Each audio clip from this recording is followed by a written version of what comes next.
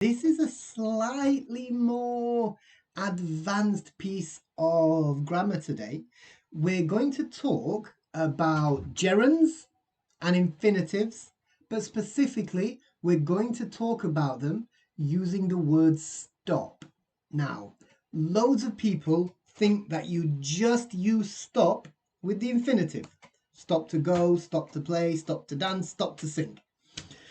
The problem with this one, yikes, is that you can sometimes use it with the infinitive, but we can also use it with the gerund. What I want to show you today is the difference between the two.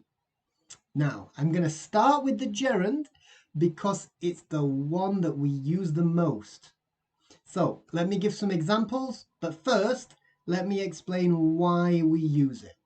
Now, the key thing about stop with the gerund, it explains what we stop. Okay, so you can say, oh, I just stopped working. And that means I am finished for the day. You could say,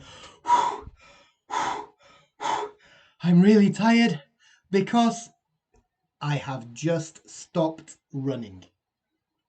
Okay, now when we use the infinitive form, we're not saying what we stopped, we're explaining why we stopped.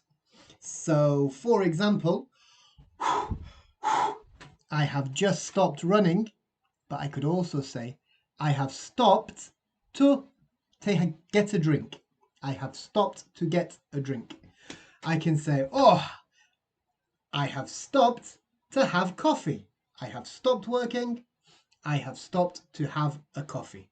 So I have stopped working is what I stop. I have stopped to have a coffee is why I stopped. Now, a couple of easy examples, but what we often do is use them together. And for that, we use the gerund first and the infinitive after. So you could say, for example, Tracy has stopped working at her job to have a baby. Paul has stopped reading his book to go to bed.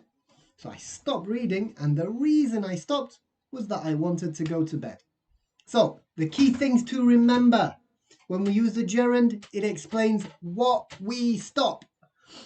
And when we use the infinitive, it explains why we stop it. Okay, folks, I hope that one's useful. Have a good day, everybody. Bye-bye.